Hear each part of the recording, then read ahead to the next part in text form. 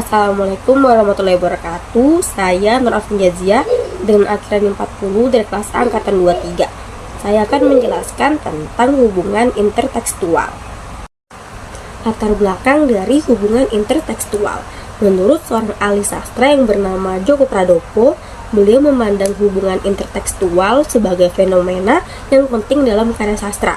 Intertekstual adalah hubungan antara satu teks dengan teks lain, di mana sebuah karya sastra dapat memuat unsur-unsur dari karya lain, baik dalam bentuk kutipan, alusi, maupun pengaruh gaya.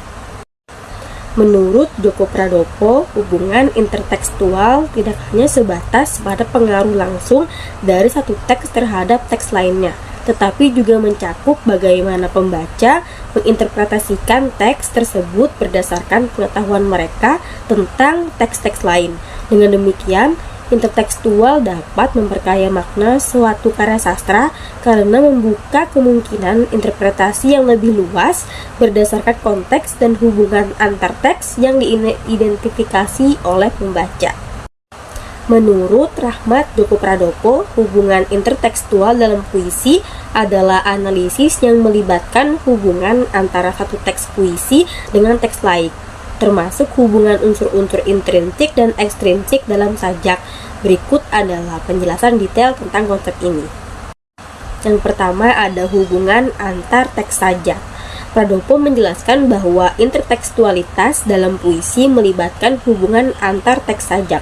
Contohnya, judul puisi dapat memberikan gambaran tentang tempat dan kejadian yang dijelaskan dalam puisi itu sendiri. Yang kedua ada analisis semiotik dan struktural. Analisis semiotik dan struktural adalah bagian penting dalam pengkajian puisi intertekstual. Pradopo menggunakan analisis semiotik untuk memahami simbol-simbol dan makna yang terkandung dalam puisi.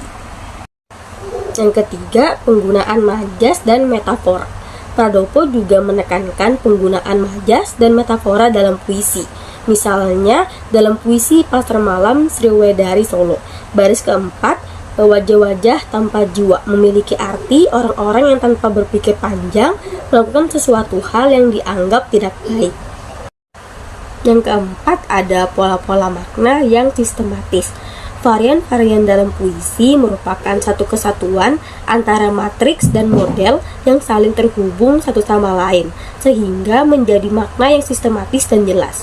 Varian-varian ini merupakan pola-pola yang tersusun agar makna dapat dijelaskan secara keseluruhan. Hubungan intertekstual dalam puisi merujuk pada cara suatu puisi menghubungkan dirinya dengan teks-teks lain, baik secara eksplisit maupun implisit.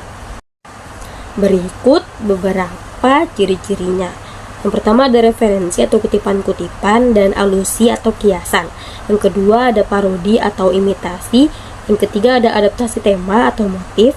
Yang keempat ada intertekstualitas kultural. Dan yang kelima ada dialog atau kontradiksi.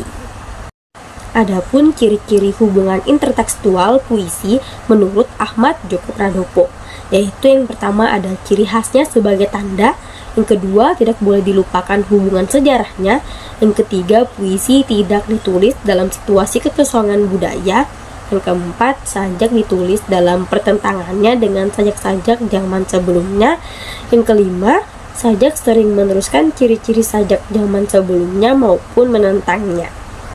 Kesimpulannya, menurut Rahmat Djoko Pradopo, hubungan intertekstual dalam puisi melibatkan analisis keterkaitan antara satu teks puisi dengan teks lainnya, mencakup baik unsur intrinsik seperti tema dan gaya bahasa maupun unsur ekstrinsik seperti konteks budaya dan sejarah. Hubungan ini dapat terlihat melalui referensi, kutipan, alusi, parodi, adaptasi tema, dan simbol budaya yang menunjukkan bahwa puisi tidak berdiri sendiri tetapi terkait dalam tradisi literatur yang lebih luas. Sekian paparan materi dari saya, kurang dan lebihnya mohon maaf. Assalamualaikum warahmatullahi wabarakatuh.